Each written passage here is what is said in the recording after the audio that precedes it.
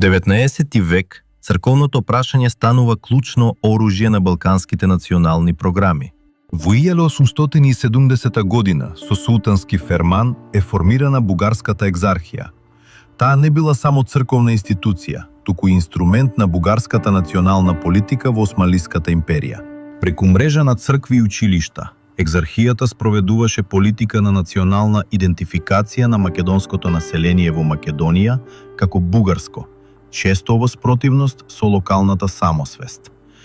Дел од македонското население и интелигенцијата се спротивставуваа на ваквите процеси, развивајќи посебна регионална и национална самосвест, што подоцна ќе се артикулира преку револуционерното и културното движење.